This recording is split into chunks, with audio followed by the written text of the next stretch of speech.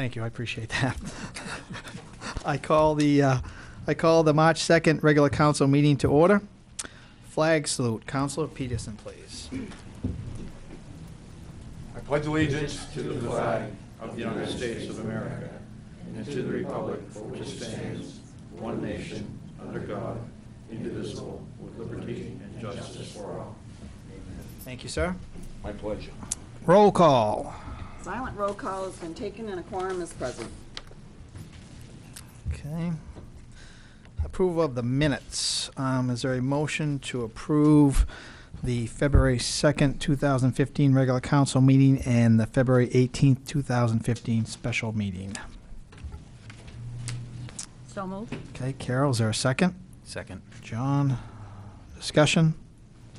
All those in favor? None opposed. Petitions, communications, citizens' requests. At this time, is there anyone in the audience that would like to discuss an item that is not on the agenda? If so, please come forward, state your name and address.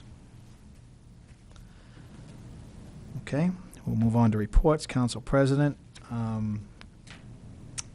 Two things, the safety banquet that was Friday night. I want to thank everybody that was there and did a great job. What was the final count, Patty, that showed up? Do you remember? It's over 100. Yeah, there was 59 employees, and I think guests, so it was probably around 110. 110. Yeah, which was phenomenal. It was Yeah, awesome. that was a great showing. Once again, I didn't win anything for prizes. You weren't eligible. Oh, well, that's probably why I never That's win really then. good. Okay. Wish I would have known that ahead of time. I want to thank Council Peterson for double dating with me that night. I didn't have a date with you. My date was a lot cuter than you.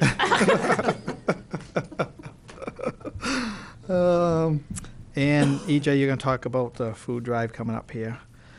So, standing committees, finance, public, anybody have any committee meetings?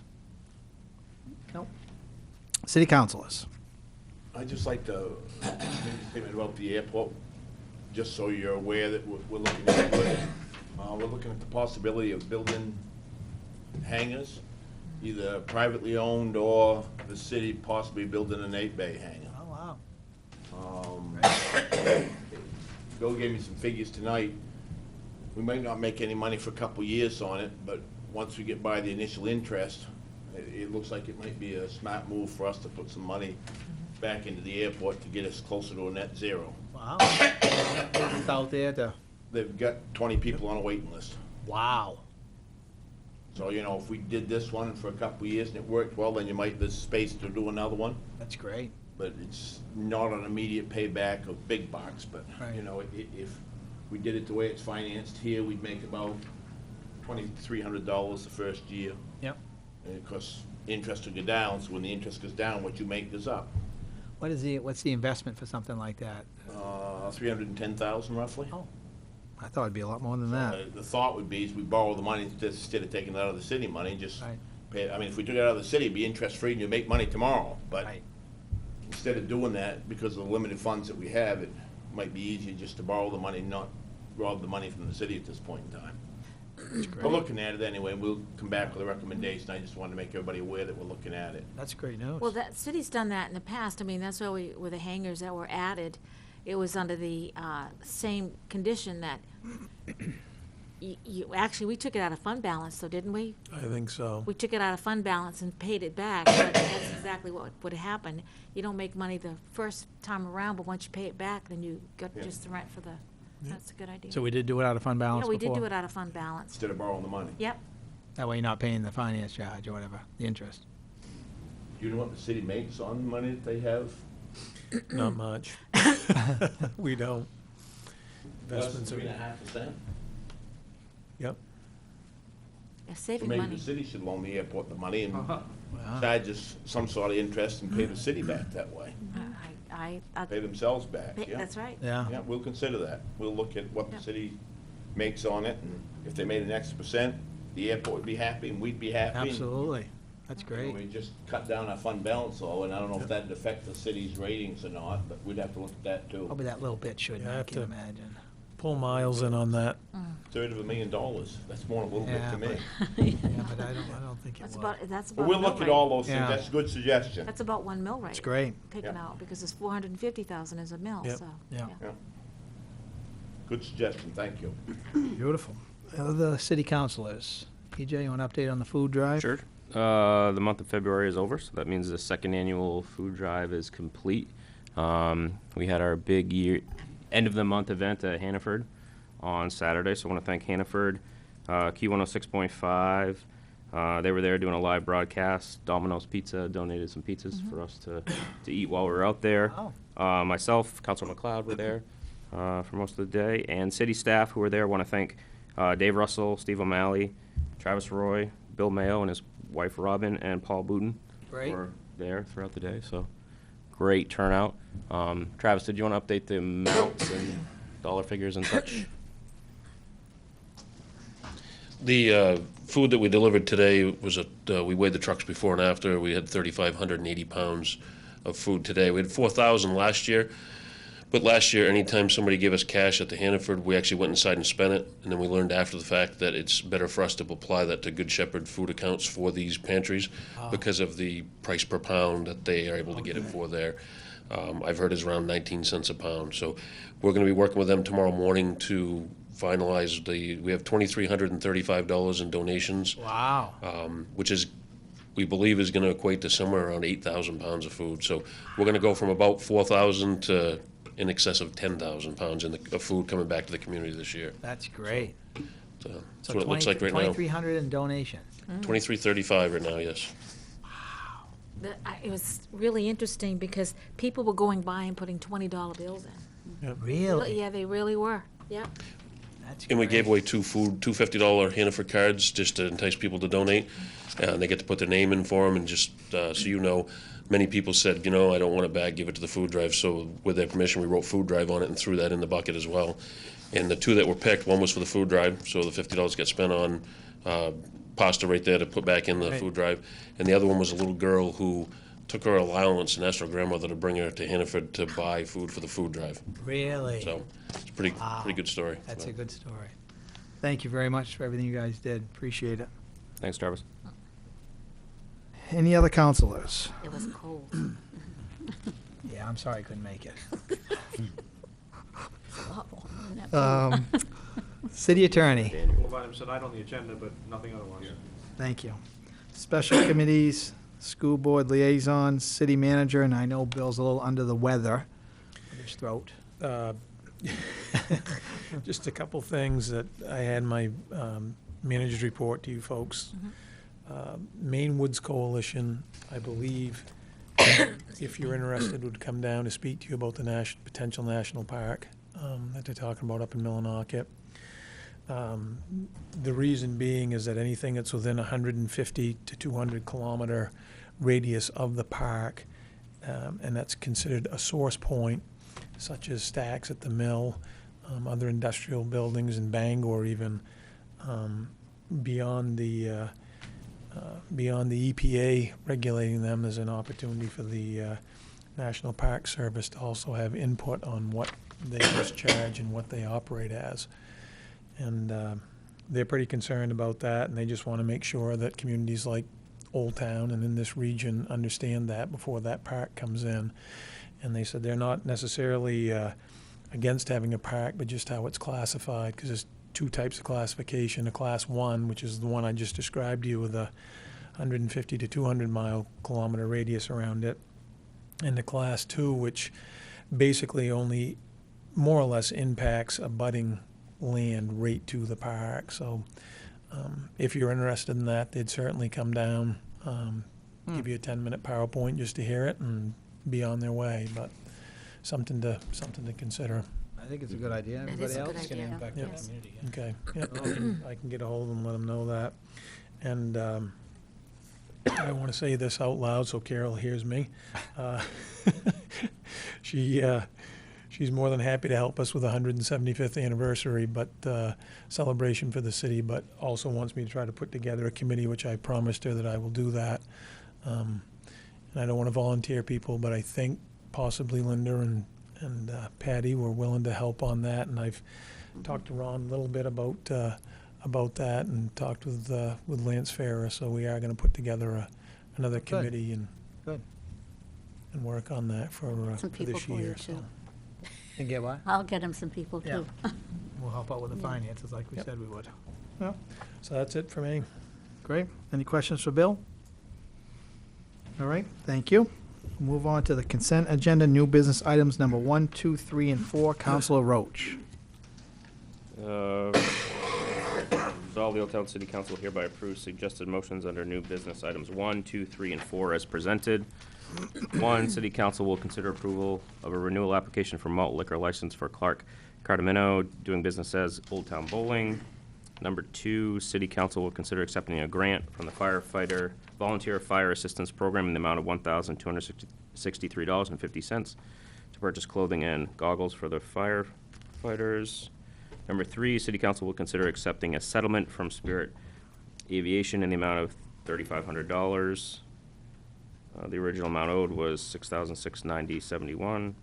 And number 4, City Council will consider authorizing Old Town Development LLC to spend $6,000 to join surrounding communities that are applying for the Food Hub grant. Okay, thank you. Is there a second? I'll second. Linda, discussion? All those in favor? None opposed? Okay, we're moving on to public hearings and second reading of ordinances. The City Council will conduct a public hearing for the purpose of receiving public comments on a proposed designation of certain municipal development and tax increment financing districts and a related omnibus development program for said TIF districts. The TIF districts would be comprised of up to approximately 25 to 35 acres of land along the city's public streets and roads, along with certain other land located on and around Stillwater Avenue. I'll open the public hearing. I'm assuming Ron come talk about this? Mr. Chairman, council members, this is the TIP program that we talked about earlier, and it will capture the value effective April 1st, 2013 on 3 parcels, the Black Bear Dam, the Main Savings, and the what's known as the R.H. Foster lot. So the TIF program will extend for 30 years, and it will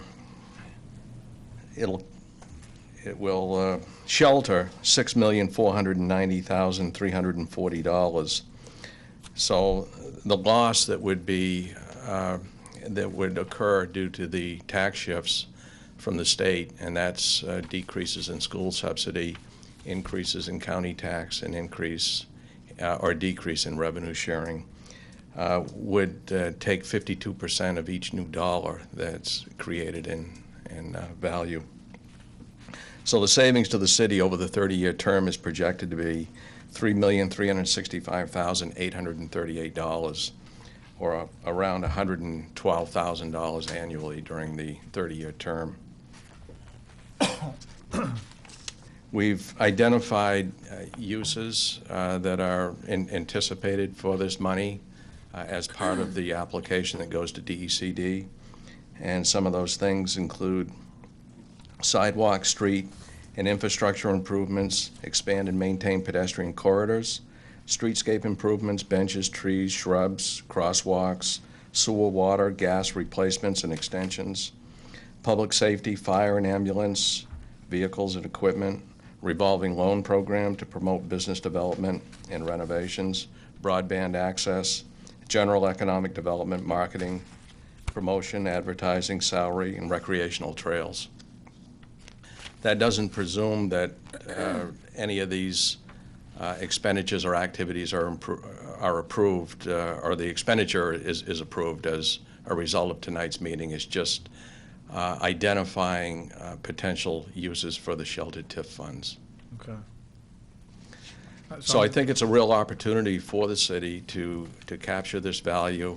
As I say, if we didn't do this, we would lose 52%, so a very substantial amount of money.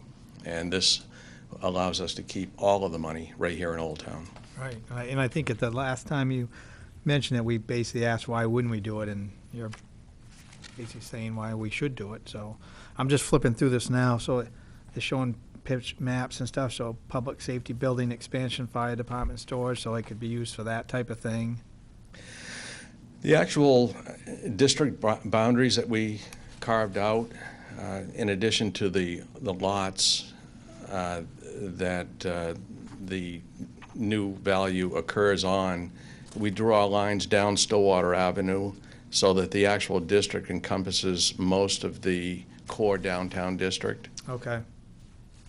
so that these funds could easily be used. They call them Tier 1 activities, street paving, sidewalk, crosswalks, that sort of thing. The money can be easily used in any of those areas. Great. Any questions for Ron? I believe this is on the agenda tonight under new business, I think number 5. Yes. That we'll be voting on to approve going forward. No questions? All right. Anyone else would like to, Bill, anything on this? Thank you very much, appreciate it. Okay, anyone from the audience that would like to discuss this item? If not, I will close the public hearing. We'll move on to item number 2. The city council will conduct a public hearing and first reading of a proposal to amend chapter 12 titled nuisances by adding sections 12-64 through 12-70 titled fireworks ordinance. I'll open the public hearing, and I believe we have, that's in our packet here, I believe, the most updated one. Chief, you want to come up? So it looks like you've got everything changed to what we asked for. Looked like there was some, I was looking for the summer hours and winter, there they are. Yep. So summer hours, noon till 9, and then of course there's exceptions. And then winter hours are noon till 8 p.m. and exceptions on some of the dates there also. Right. Now, I'll be honest with you, I didn't read through it all real quick, but I'm assuming everything's covered for, as far as Riverfest and all that in here? That's all It looks a covered? little bit different than what you saw before, just that we put it in ordinance form. Thanks to Mr. Russell, David Russell, back there, and the city attorney, so we put it in legalese, so you guys can have it. But I believe that's what you, during the committee that we spoke about. Yes, no, it looks great. I was just trying to read through it quick to. Any questions for Chief O'Malley on this? I don't know, I thought during the committee discussions that we were gonna stay open, let them shoot fireworks off later than 10 o'clock on the 4th of July. I could be wrong on that, but The way, Council Nettle and I were talking before when we were reading through it, that we'd go later than 10 o'clock on the 4th of July. It is, though, there's no firework. It's 10. So no fireworks permitted before Before 10 10, or right. after 10? Right, So nothing after 10 PM. right. So we were thinking a little It's later on. 9 every other day, and you're only gonna give them an extra hour on the 4th of July? I almost think I remember that. We talked about going later. I mean, And New Year, did we talk about that on New Year's Eve too? New Year's New Eve's Year's covered. Eve is Eve until is 1 covered. o'clock. 1 AM on New Year's Eve. But I would think till midnight on July 4th would be appropriate. I remember the 10, but I guess I'm open to either one. I remember distinctly, we did talk about it, but I think we said that 10 o'clock would be fine for that night, too. But I'm willing, I mean, it's- No, and this is just the first reading, so the next item is going to be scheduling the second reading, so between this one and that one, we can revise this, and if we want to. Yep. how's everybody feel about, so is that the only thing you guys saw, was July 4th? Everything else looks Everything else good? looks good, great. So everybody else okay with having them change that Yep. to, Go later. we'll go later? Basically, so you want to do it the same as No, I don't think 1 o'clock. Yeah, I think midnight's fine. midnight's fine on July 4th? what would you like? Midnight, July 4th? That's fine. Okay. I mean, it's just the two, the first and the fourth, that'd be fine. Yeah. The way I understood it, just so that they're clear, at the very last thing I thought was said, do you want me to change it? And we just said to leave it, so, but I could have been mistaken also. Well, I could be too. Yeah, it doesn't matter. Believe me, I think chances that's, are probably I think we're that's wrong. fair, because I think the ordinance does what we want it to do, what you want it to do. In that hour, either way, I think the 11's good, 4th of July. My thought was if somebody goes to fireworks. Yeah, and they have to do their you own, got they it. wanna turn them on, That's a good point. That's, They yeah, can go early, so they There you can go. get them off before they go. yeah. So we're saying 11 PM or midnight? What do we say? Midnight, I thought we said I'd say midnight. midnight. Midnight. Midnight, we'll change that. Thank you. Change that to midnight, and I think that should be just easy, correct? Just changing that one little. Yep. And then we'll just change that for the, for the second reading then. If you need help, I'd be glad to help. Okay. Mr. Russell, he always wants to help me there. Usually I just identify myself as him, so. Well, we appreciate everything you guys have done. Seriously, I know we've talked about this a lot, and I think we're finally there to try this out, so thank you very much. Anyone else from the audience that would like to discuss this item? Believe it or not, Lou. Okay. I'm just double checking. Okay, so in that case, I will close the public hearing. And 2A, the city council will consider scheduling a second reading for final approval on a proposal amend chapter 12 titled nuisances by adding sections 12 through 64 through 12-70 titled fireworks ordinance. Councilor Roach. Resolve, the Old Town City Council hereby approves scheduling a second reading for final approval on April 6, 2015 on a proposal amend Chapter 12 titled nuisances by adding sections 12-64 through 12-70 titled fireworks ordinance as presented in attachment 1. Is there a second? I'll second it. Linda? Discussion? All those in favor? None opposed. Great, thank you. We're moving on to old business. The city council will consider removing the item concerning a hearing to determine if buildings or other structures located on the property at 614 Main Street, Old Town, Maine, is a dangerous building from the table. This hearing was tabled at the January 5th, 2015 regular council meeting because notice had not been served to the owners. Councilor Peterson. Resolved, the Old Town City Council hereby removes the item concerning the hearing to determine if buildings or other structures located on the property at 614 Main Street, Old Town, Maine, is a dangerous building from the table. Okay, is there a second? Second? Carol, discussion. All those in favor? None opposed. Item number 2. The city council will conduct a hearing to determine if buildings or other structures located on the property at 614 Main Street, Old Town, Maine, is or is not a dangerous building. I will open public hearing. At this point, Eric, I believe, and David will talk. David has a presentation for you concerning the condition of the building and the property, but before he begins that, I just want to talk about service of process. I have a service return from the Kennebec County Sheriff's Office on North Star Mortgage LLC, which is the mortgage holder of record for the property, and that's was served on February 17th, 2015. And I'm going to give that to David to be made part of the record. Okay. I am concerned that we were only notified today telephonically by the Penobscot County Sheriff's Department that they served the Osnos today, and they will be mailing that return of service to us. From a due process perspective, that is not sufficient time to prepare for a hearing of this type. What I would suggest under the circumstances is that you go ahead and receive Dave's information, and whether or not you take a final vote tonight, that you leave the matter open until your next agenda, and that we attempt to contact the Osnos and let them and advise them that that is the case, that they have another opportunity to come in and present any evidence that they have as to why the building is either not dangerous or as to what the disposition should be. I do want to also add, there were some comments a number of months ago that North Star was the owner of the property, and that's not the case. Based on our title review, They did file 2 separate foreclosure actions, but we could not find that there was a deed in lieu of foreclosure or a foreclosure judgment, an order of sale, or any of that. So the Osnos still do own the property subject to the mortgage, and so it's important that they be given an opportunity to appear and Absolutely. defend their interests. So with that caveat, I think we can at least do some of the hearings. Okay. Thank you, Eric. Any questions for Eric at this point? Okay. David? Dave Russell, Code Officer. In your book, there are a series of pictures, 14 to be exact.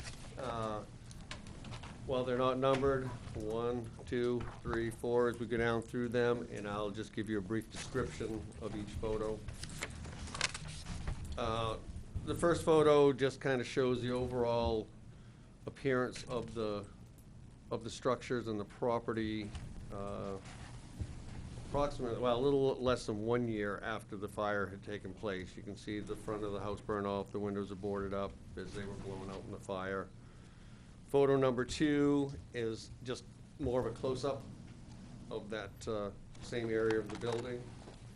And I will say that the majority of the fire damage was all within that front section of the house. If the fire department hadn't done such a good job, that whole section of the roof would have been definitely gone. Photo number 3, you can see where they had to cut open the roof to vent it from the heat from the fire. Number 4 is just another area of the house that I took pictures to show the structural distress from the soffit and the fascia rotting away. Photo number 5 is a barbecue pit that I don't know if they were using it to dry their clothes or if there was just a storage area for them. Let's say they weren't eating off of it. No. Photo 6 shows that section of the rear porch, the dilapidation of the overhanging structure, and just kind of the environmental deficiencies that were very prevalent with the inside. However, at this point in time, when I took these pictures, I did not take any photos of the inside, strictly the outside, but I'll touch on that a little bit more when we go along. The next photo is just a notice of my condemnation, and I will tell you that while that says January 5th, I tend to do cut and paste, and that date was changed once I realized, looked at my pictures. It was actually October 29th, 2012. It's the demons of cut and paste, I guess. So that was actually October. October 29th. At the time these photos were taken, in the next picture, Field Asset Services had gone in, secured the property, and left a phone number with their intent to prevent possible damage to the structure. And I contacted them, and they simply said they were only there to secure the building. They had no input as to what took place with the structure. Next photo was more for my benefit, just so I had the phone number to contact them. The next photo shows the condition of the front yard. A lot of that debris was caused by the venting of the roof when they opened that up. That today, except for it's under 6 feet of snow, this past fall, none of these conditions have changed. Another angle of the front of the roof where you can see the whole front of the fascia is burnt off. Again, the windows are blown out. Within the interior, the rafters and underdecking of the roof, that would all have to come down and then be rebuilt if you were going to continue use. The next photo just shows another angle of where the fire department had to vent the heat from the building. Again, all of this looks the same today as it did back on October 29th, 2012. And then again, when the photos were taken, 4/4/2013. The next photo is just from standing on the ground, trying to zoom in to give you a feel for the openness of that fascia and that peak of that area. And again, with that last photo. When you go down through, also in your packets, a brief narrative that the fire occurred on or about October 27th, 2012, and the photos that you're looking at were taken on April 4th, 2013. Then you will start to look back through from most current to back when we started this. A letter that was sent back in November, or was to be part of the packet, to Nation Star Mortgage, referencing the property and the council's ability to hear this under the state statute. Then when we get into, and it goes back to what Eric was talking about, this is what was provided to the city as far as the attorneys for Nation Star looking to have a foreclosure judgment brought against the Osnos, which, in my mistake, assuming that that had taken place, fortunately, Mrs. Stumfeld is a lawyer, and I'm not, and figured out that that had not been the case. The next is the notice of condemnation, just a copy of the current owners at the time, map and lot. It shows Winnie and Bertha Osno, joint tenancy. Then just a lot of different emails going back from either the city solicitor or myself. The next one you'll find is from the violations department from North Star. And I had all kinds of assurances that they were going to do the due diligence and take care of this building. Once you talk to them once, you will never hear from them again. The next is from a company that I dealt with two different people in, Cypress Services.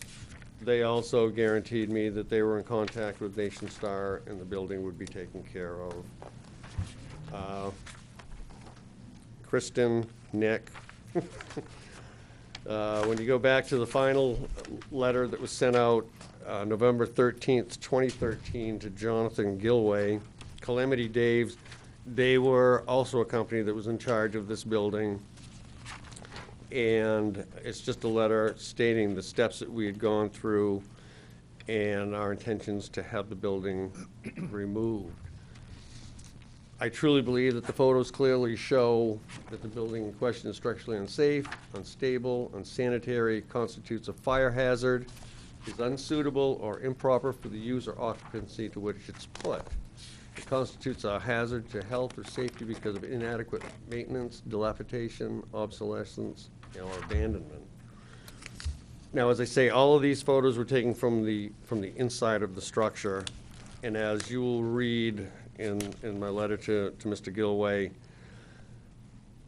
before the fire, there are an immense number of issues with inside that building. They hadn't had any sanitary facilities or any water for quite some time. They also housed some pets within one room of the house, and the dogs did not go outside.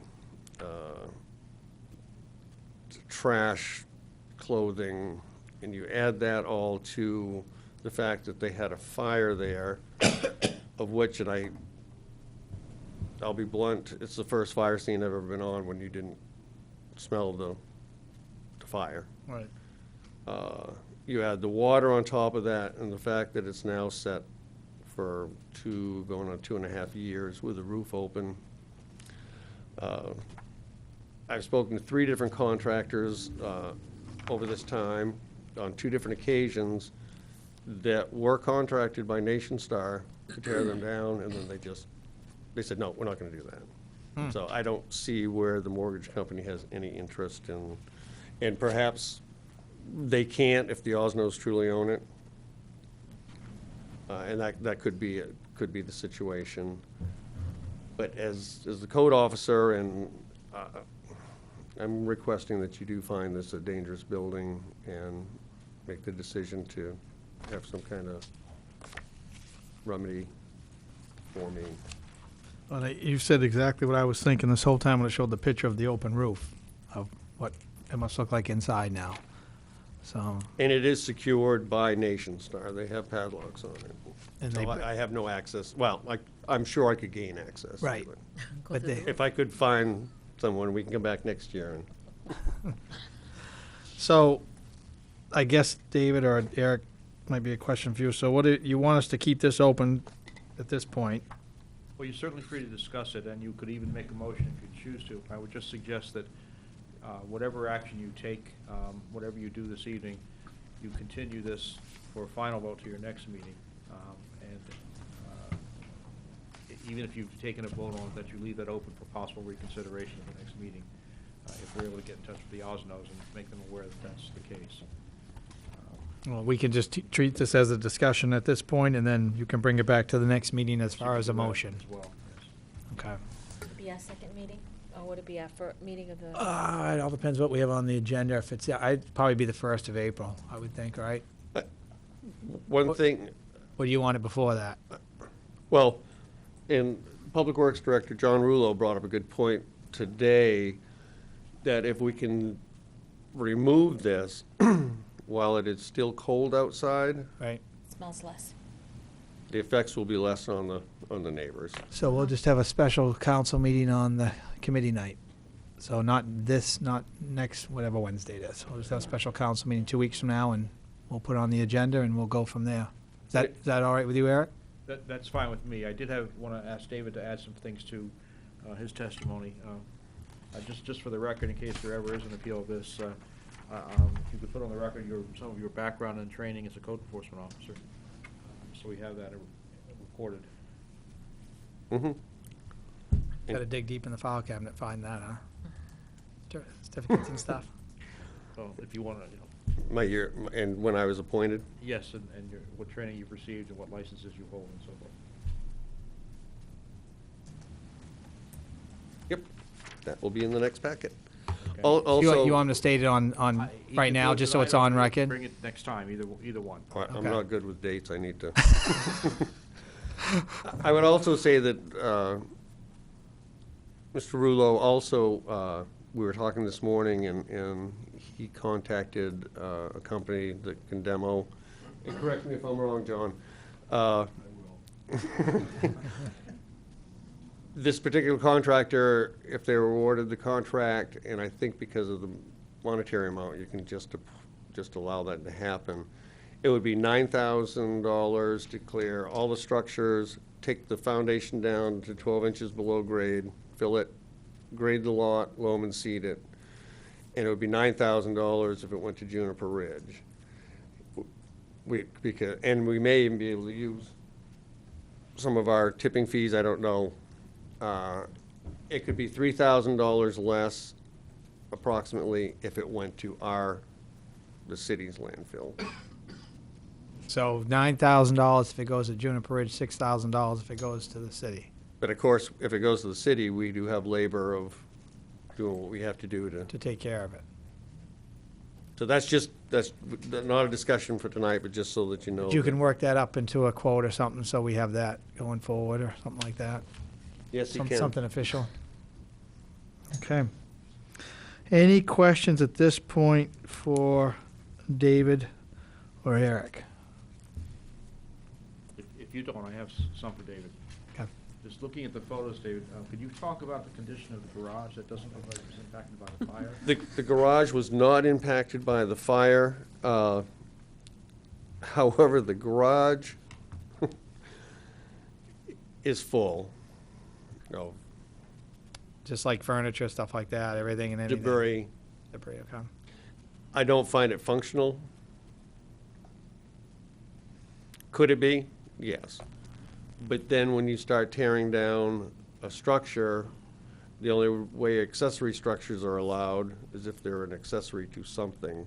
And if the dwelling's not there, there's nothing to be an accessory to. The quote that you had mentioned, that was taking down the garage too? That was Yes. everything? Yes. Is our function as a city gonna be to sell this as a house lot, and could we get a better value for it if we left the garage there? And can you do that? If you decide that this building is dangerous, and if you decide that it's to be disposed of by demolition, first option is for the owner to demolish it. If that doesn't take place, the statute does allow you to give yourself a self-help remedy And if the city winds up demolishing the structure in default of the action by the owners, you get a lien against the real estate for your costs. You don't get title to the property. But you might So- down the road. Well, They don't pay taxes. If they don't pay it taxes, is- right? The cost is assessed as a special tax and it's liened, and then if that lien is unpaid, That might be yes. so far down the road, the It might garage is be. gonna fall down anyway? If it goes through the normal lien process from the date of the special tax, it would be about 2 years before the lien would mature, a little bit over 2 years. So, So better off if we do this, just to take it all down. well, you have to make the judgment that it's dangerous and that that's what needs to be done with it to make it no longer dangerous. So the house, it definitely sounds like the house is, Well, the garage. That's a factual conclusion you have to draw. I can't Right. tell you No, yes but or no. I'm looking at David, that David's, in your finds, you feel that the house is, do you feel that the garage is also? No. Well, where it's filled with everything and the amount of woodland behind that, would it be something that might entice people to go in there and start a fire? Yes. Structurally, it probably is sound. Okay. But then again, I'm looking at it through a zoning ordinance issue, is it's no longer an accessory structure because there's nothing to be an accessory structure to. There's no house there. That garage. If you were in a subdivision and wanted to come to me and build a garage on a lot, All by itself, you can't do it? no. I didn't know that. Interesting. So, but it looks like, I'm looking at it, and it could be just because of the shadow or the dirt on the door. It looks like it's leaning in, It has some issues, but is it, but there's critters gonna get in there. I mean, there's probably critters in there hibernating. there have been all kinds of critters living in there. Cat families that Deb Holmes, bless her heart, took care of and found them all homes and But structurally, it's whether or not- without doing another full inspection, I can't say that structurally it's not sound. Okay. Where do we stand, if we don't own the facility, we're removing a dangerous structure, where do we stand on removing the garage anyway? Yeah, I agree with you on that, yeah. Well, if, assuming an appeal, which is maybe unlikely, but assuming someone were to contest your action, if you were to find that both structures are dangerous and needed to be demolished, and if a court determined there was not sufficient evidence concerning the garage, then the owner might be entitled to some takings damages for the demolition. What that amount would be, hard to say, but it would probably more than offset your lien for the demolition costs. You know, a garage, even in that condition, is worth at least a little bit of money. So that's the possibility here, is that if your findings are not supportable by the record that's in front of you, then you may owe some money to the property owner if you take the structure down. So I guess we need to have you inspect the garage, make a help us make a determination whether that's a dangerous structure or not. I will get with the city engineer, Public Works Director, John Rouleau, and we'll put on our snowshoes and be out there before the next meeting. Thank you. Thank you. Eric, anything else on this point? So I guess the best course tonight would be to just continue this. Just continue the way we're going. Is everybody okay with that? Yep. Okay. You need a motion? I don't think so. I think it was just a discussion at this point, then we can make it official at the next meeting, or would you, do you prefer a motion? I mean, Just a motion to continue till your next, Move. There we go, Stan. Is there a second? Second. Linda? We need to have to close this public hearing, or can we leave it open? well, it's a hearing, it's not a public hearing. Okay, it's a hearing, so we can leave the hearing open until. Yes, Okay. yes. No move. Okay, and so second there on Linda. Discussion, all those in favor? None opposed. Okay, great, thank you. Appreciate it. Thanks, Eric. All right, that concludes the old business. So we'll move on to new business, and I believe the next item is number 5. The City Council will consider approval of an order providing for designation of municipal development and tax increment financing district and adoption of related first omnibus, thank you, development programs. And that is Councilor Nuttall. Resolved, the Old Town City Council hereby approves an order providing for designation of municipal development and tax increment financing district, and adoption of related first omnibus development program. It's my understanding that there's an error that needs to be corrected, that all references to the 2.22 acre district shall be corrected to reference map 25 lot 1. Perfect. Thank you. Is there a second to that, please? Stan, discussion? All those in favor? None opposed. Thank you. Moving on to item number 6, the City Council consider accepting a bid for the services of updating the city's 1995 comprehensive plan. One bid was received from Integrated Planning Solutions, IPS, for a total amount not to exceed $36,500. There is currently $25,597 in the budgeted account. Therefore, additional funds are required from fund balance in the amount of $10,903. Councilor May. Resolve, the Old Town City Council hereby accepts the bid from Integrated Planning Solutions, IPS, for a total amount not to exceed $36,500, and further authorizes the appropriation of $10,903 from account 03800 fund balance into account 0150 comprehensive plan. Okay, is there a second? Stan, discussion. Bill? Yep, I actually have Dave and Kat here to discuss this tonight. Dave Russell, Code Officer. Kat Bodwin came up here to answer any of you guys' questions. She's with Integrated Planning Solutions, and she'll be happy to answer any of your questions and give you an overview of what she's planning on doing to help us out. Kat? Thanks, David.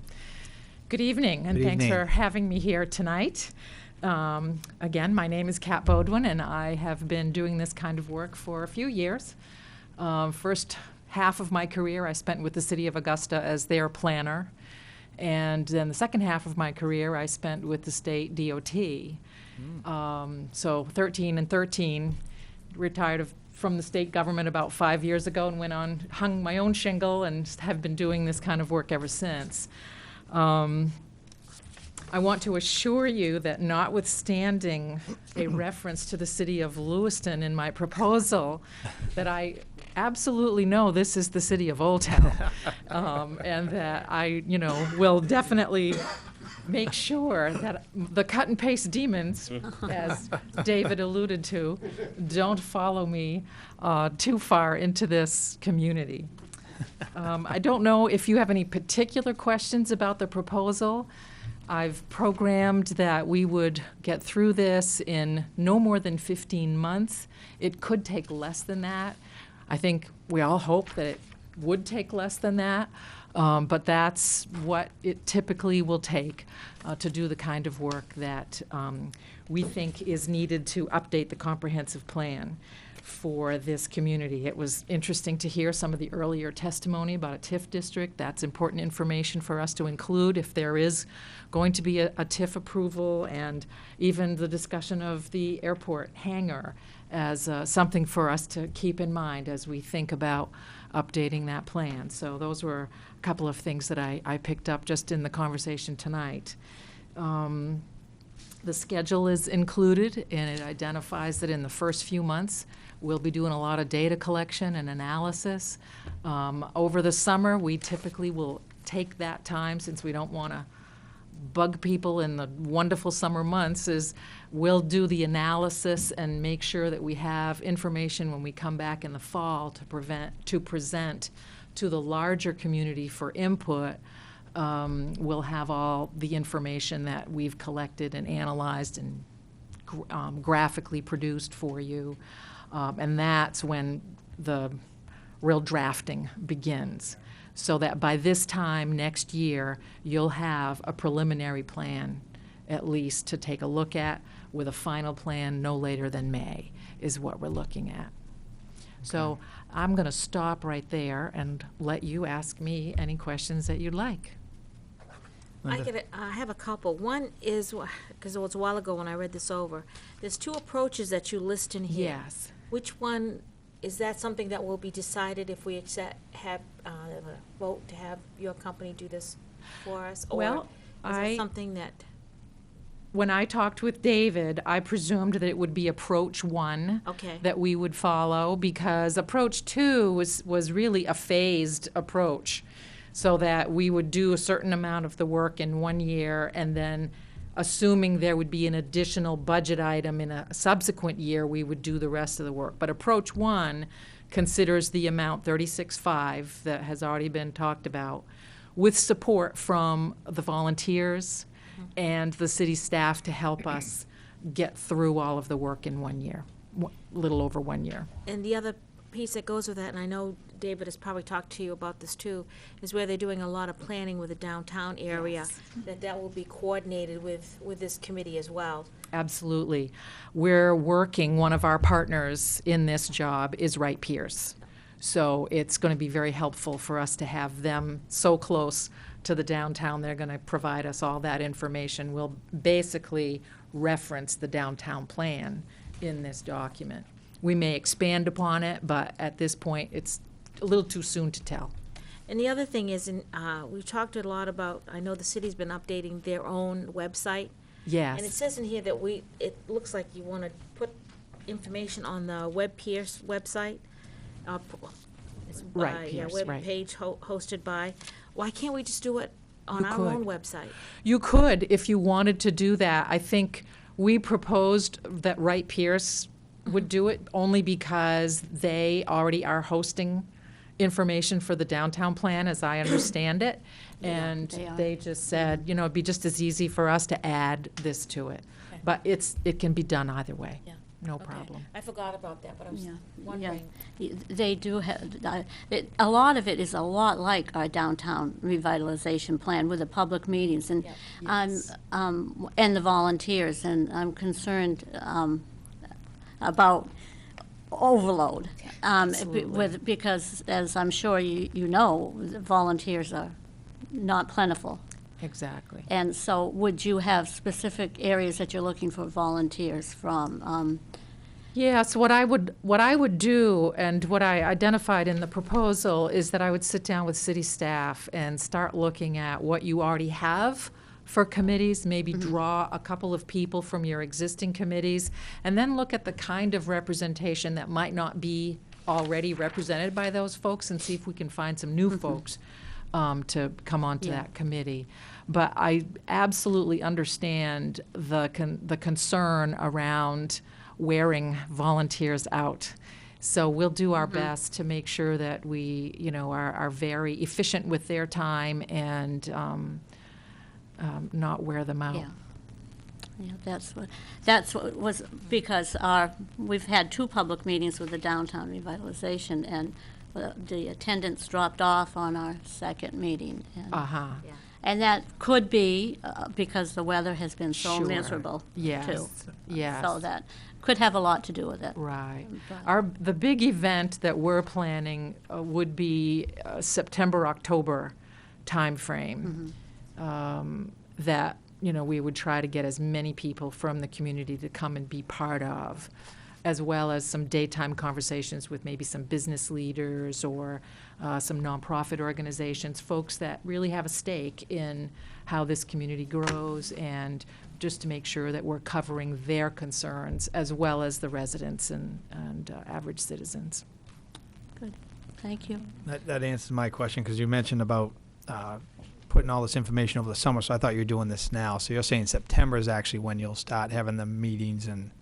We'll be meeting with a committee, a comprehensive plan committee, between now and then. But a Okay. big public event Right. where we're going to be here with maps and sort of an open house kind of format is what we're thinking in the evening, would be in September. September. Yes. But you'd start right off. Oh, now. yes, Oh, we'd okay. start right off, and we're going to look at the existing surveys that have been done in the not-too-distant past, see whether or not there are some additional questions that ought to be asked, maybe go out and do a survey probably something on, you know, a survey monkey, an electronic survey, and putting some posters out in the library with forms that people could answer. I mean, we'll Right. just have to play it by ear until we can really roll up our sleeves and see what needs to be done. Yeah. Okay. Okay. Any other questions? I had one more for Yep, absolutely. David. And the planning board did look at this, right? Did you have any input from the planning board? Yes, Dave Russell, code officer. Yes, the three people on my planning board that are interested in serving on the committee all reviewed this, and Good. And they were We're on happy. board too. Good. Perfect, thank you. Anything else? Any I'm just questions? disappointed in the price. I hate taking more money to do this, but I'm also the one that's been crabbing about it, so. I better be quiet. Bill, any feedback on this? No, I guess the only feedback I have on it is that it's long overdue, particularly by about 10 years, so Mhm. I think we need to get going on it. Okay. How many years did you say? About 10 years. I Supposed thought to it be was done in 20 since it 05. was 1995. Yeah, he's 10 years overdue. It should have been done in 10 years 2000. It's overdue, yeah. updatable every Yeah. 10 years, right? Yeah. Well, thank you Right, very it is much. 20 years. Thank you. I appreciate you coming tonight. Okay, so no more discussion. All those in favor? None opposed. Next item, item number 7, the City Council consider accepting the resignation of Councilor Lori Smart, Councilor Peterson. Resolved, the Old Town City Council hereby formally accepts the resignation of Councilor Lori Smart. Okay, is there a second? Second. Carol, discussion. I was asked by Lori to read the letter that she had sent to Bill and the city council, and I'm not sure if I've read a little bit of the Times, but I don't think the whole letter was in the Times. I don't believe. I don't think so. No. So if you just give me a minute here.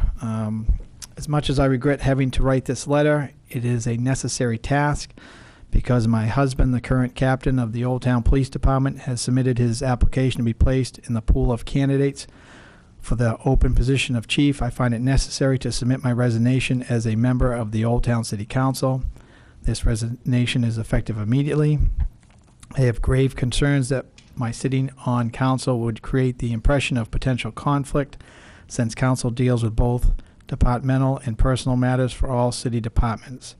Yes, I could recuse myself from discussion and decisions should be the successful applicant, but I then would not be serving the citizens of the city, as I had desired when I ran for office. There is no easy solution to any question of potential conflict, nor would I want my being on council to be an impediment to Kyle being an applicant with no cloud or question over his head or in those of the search committee members. Thank you for an enjoyable term of service with all of you. If there's anything I can do to aid in the transition of my leaving, please do not hesitate to ask. So Lori did want me to read that just so to put it out there, because I know we'll be talking about conflict of interest coming up soon, but this is the reason why she resigned. Any other discussion? Okay, all those in favor? None opposed. City Council consider calling for a special municipal election to fill a vacancy on the City Council. Council McLeod. Resolved, the Old Town City Council hereby calls for a special municipal election in conjunction with the RSU budget referendum election on June 9th, 2015, as required by Article 2, Section 5 of the Old Town City Charter, to fill a vacancy on the City Council. Okay, is there a second? Second. Stan, discussion. So this will be on the June election, and then it's for one to the next election, to the when her to the term- November, to be the following November. Right, because she was on in 2013. It's basically about a year and a half. Yeah, about a year. Yeah, About a year and a half. Yeah. expired in, So it'd be November of 2000. 2016. This will take effect then. Yeah. Okay. Okay. Any other discussion? All those in favor? None opposed. Item number 9, the City Council will continue discussions on adding a conflict of interest qualifications section of the city charter. This was discussed at the February 18th Administrative Services Committee. Any motion to recommend this to the full council failed, whether further discussion was directed to be on the next council meeting agenda. So this is discussion purposes only at this point. Eric, just in case we have some questions, you can come to the table. So what I've been thinking about this since that last meeting. So what I took away from that meeting was, yes, the state has I don't know if the word policy or whatever in place for the school departments, but no one has challenged it. And if we do go forward with this, even if we can be as specific as we want, if somebody challenges this, there's no guarantee that we would win in court. There's no guarantee, and it's will be looked at case by case. It's a balancing test, which means the court is called on by the law court to weigh the municipal interests against the individual's interest in running for office. I'll give you one example. Council member Smart has resigned, and probably a very strong case could be made if your spouse is a police chief directly appointed by the council. Then perhaps that sort of disqualification on your candidacy or your service could be upheld by the courts. But the more attenuated you get, the further away from something that immediate you get, the more likelihood the courts are going to find the balance tips the other way.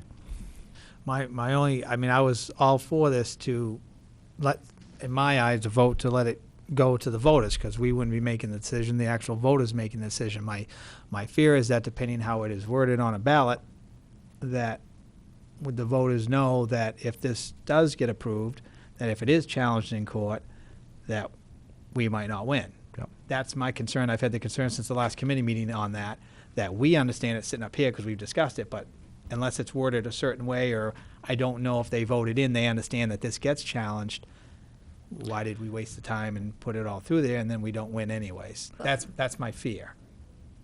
Unless Yes. you're a lawyer, you probably wouldn't know that. Right. Unless you educate the, Right. yeah. Right, somehow if we, I've just been trying to think of this the last couple of weeks of how we, But anything in our charter can be brought Right. up Right. regardless. Can be challenged. can be challenged. No matter what's in it, it can be challenged. Right. If there's something comes up and they want to challenge it, they can do so. Yep.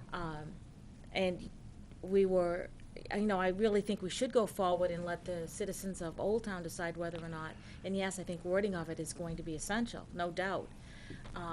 But I also believe too that we're looking at 6 members right now, and what if 5 of them had spouses that were city employees? Eric?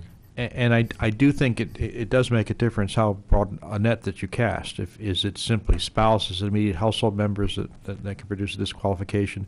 Is it having a spouse or a household member who is a city employee in any capacity, or are you restricted to department heads and council appointees? If you draw some fairly limited boundaries around that, you have a better chance of surviving any sort of challenge. Well, and I think, So the narrowest would be you have a spouse who's a department head or direct city appointee, you can't serve on the council. You may even be allowed to run if your spouse says, okay, if you get elected, I'll resign. But service could be prohibited under those circumstances. I think that's as narrow as a provision as you could get, and that very likely that would have the best chance of being upheld by the courts under the balancing approach. If you start broadening it out, children, nephews, nieces, truck driver, backhoe operator. Right. I mean, to me, that's not what this is about. It's about a spouse. Because when you look at, it's a financial income kind of thing that affects whether you're a husband or a wife as to whether or not, the income within the city itself. I never thought to even go any further than the spouse. Never thought of doing it. As far as the department head is concerned, I'm not sure. I would just like to see something that was for a spouse, nothing more. and I think that's from day one, you've always said that, and that's why I was on board with it, to let it go to the voters, but at the last meeting, you got me a little nervous about if we send it to the voters, if we're not going to win this in court, then why are we going through all this trouble? But maybe if we are specific with something, Well, different municipalities have different levels of tolerance for being reversed by the courts, and down in Portland, they don't care. They do what they want to do as a city council, and if the courts overturn it, so be it. But I've always marveled at that at times, and had many discussions with their former corporate counsel Gary Wood about some of those things. So your goal, isn't necessarily to never lose in court.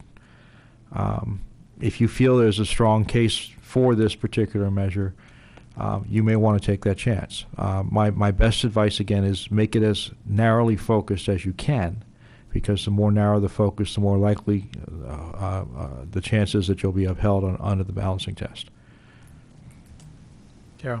Eric, you did tell us that there were other municipalities in the state that did that. Were you able to get us any word? I apologize. I've not gone back and pulled those provisions. But there are some. There are some. A number I know from personal experiences as their city or town attorney. I'll try to go back and pull those, but whatever I will provide to you from other municipalities, I will caveat that these are all provisions that have not been challenged in court. So right. And we have that one challenge. Yes, and we don't know, in any municipality today that has such a qualification provision in their charter, whether that would satisfy the courts as passing the balancing test. And we don't expect that. I don't think that we have that expectation. I think the expectation is that it's probably not going to be challenged. What is the school one exactly? How is it stated? Jamie and I were talking a while ago, and I had that information, but I don't have it with me now. You don't think it's just a spouse? But it has an actual chapter in whatever is in school law. It's for but the state. But the state has brought it forward, and it is only for spouse. It is not for any other member of the family. It is for spouse only. Spouse only. We just don't know if it's for certain positions or if it's just. Spouse only. I don't know that I'd feel comfortable with a First Amendment restriction if it wasn't for a department head who is an appointed person. And that's something we can certainly discuss, John. I'm not looking at that, but that doesn't mean it can't be a compromise. With a broad stroke, I think we're limiting First Amendment rights, and I guess this has kind of come to a head with one situation we've had here. Has this been a regular problem in Old Town? I don't, and not that I can remember. Never has it, Patty? No, there was another time, and it was brought to my attention today. And the last 25 years? Yep, sure was. And the case is certainly stronger if the person whose relationship disqualifies you from serving on the council is someone either directly appointed by the council or who regularly interacts with the council in the course of their employment. If you have a department head who has to come in and sell a budget, having a spouse on the council, either that spouse sits out the discussion or perhaps there's an appearance of a potential conflict there. So that is the stronger case. I do agree with that. If you're if you're talking about all city employees, that's a broad brush. And on the First Amendment issue, again, you have to look at the tests that the courts have now been instructed to use. It is I need to underscore it again. It is a balancing test. It's not strict scrutiny. We don't have to come up with a compelling city interest and no less restrictive alternative in order to justify it. It's simply this interest versus that interest, and which one has the preponderance in the court's eyes. That's part of the difficulty. Is you don't know how the court's going to think on any particular set of facts, but. So it's not the highest level of First Amendment scrutiny as if you were, passing a content-based regulation of political speech, for example. I guess hearing you say that, I think I would be in favor of myself pushing it forward to the voters if it was as specific as a department head. And part of the trouble with is in the situation we're in right now. We have six councilors. And there's odd numbers on councils for a reason. So every time that a councilor has to, dismiss themselves from the discussion or the vote, then it's a problem. And that has happened once during this. Right, that's happened when we were trying to move this forward. Because there was one person. EJ? Is there a different way to reach the same goal we're trying to get at with either a more clear conflict of interest policy? I know when we talked about this earlier, like the city of Bangor had a pretty specific policy that was adopted by the current council, because I feel like you put it out to the voters. Yeah. There's some overlapping terms. There's a lot of things going on that I think we could handle at this level, case by case, versus changing it, not permanently, but So going instead of that- it being in the charter, you're saying, the- just the- have it as a have policy? that could be reviewed each year based on the makeup of the council. does that happen, Eric, other Yes, places? you can do that, and the Bangor is one of many examples. The state statutory conflict of interest provision that applies to municipal officials under Title 38, 2605 is pretty minimal, pretty bare bones. But it does specifically authorize municipalities to adopt conflict of interest policies and to provide additional basis for a conflict, to prescribe procedures, to do all of that. So yes, you can define a lot of that. You know, you have to sit out on these particular matters because of a relationship, but not those. The degree of relationship, any of that you can put into an ordinance, and that is the case-by-case approach. That doesn't disqualify you from serving on the council, but it disqualifies you from voting in particular cases. But again, that raises more possibilities of 3-3 ties, and that's a concern. Right. That's why there's an odd number on most boards. So this is, as Patty, when I asked her, this is basically tonight, more so just for discussion purposes, whether we want to continue this, have Eric bring something back, whatever he can find at other municipalities, whether it's a policy or whether it's, you know, the chapter change. I guess we just want to hear from everybody to see, or if this is just going to pretty much end tonight. Like I said, I'll, once again, for myself, I think if we are specific as far as the department head, I'm more comfortable with that. That makes sense to me anyways, but, and I'm either way, whether it's a policy or the other thing, I'm fine with either one. I think the charter would be more specific as far as so people wouldn't be able to run, then we wouldn't be in that situation of just six of It's us. just Whereas six if we of us. do the policy, then that would put us in a situation. But that's just me, whatever you guys think you want to do. I would like to see some from other cities as to what they have. And then that way we can say, this is, you know, cutting too much off as far as the First Amendment is concerned. But I'd like to see some wording. I really would. Then that way, you know, we're all bright enough around this table to be able to come up with something that would work and Right. be specific. But my question's gonna be, when do you have to have it so it's on the June ballot?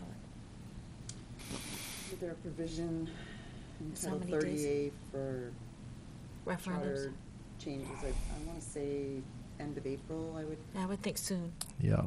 I would think so. beginning, mid. The real constraint is, because it's an amendment, it's not a revision, the real constraint is the deadline for absentee ballots being available. Right, which is So 30 you, days before the minimum 30 election, days before the election.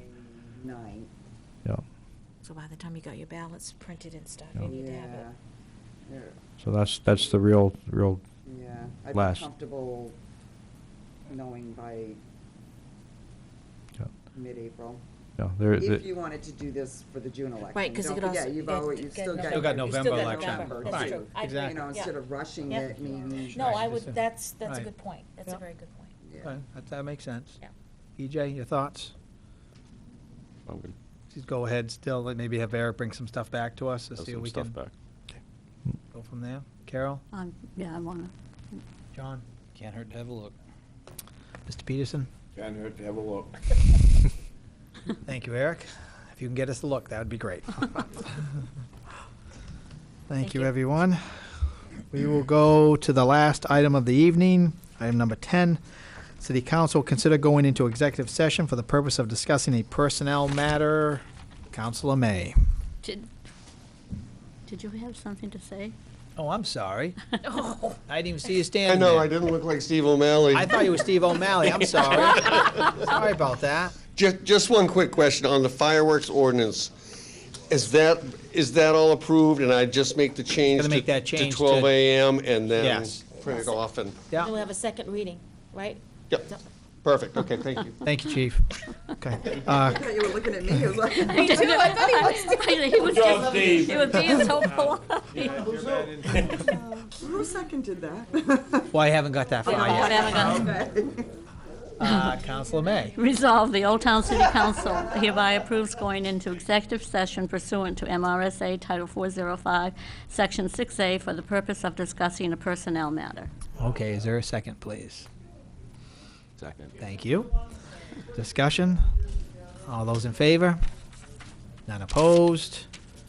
And the time I have, Patty, is 8:16.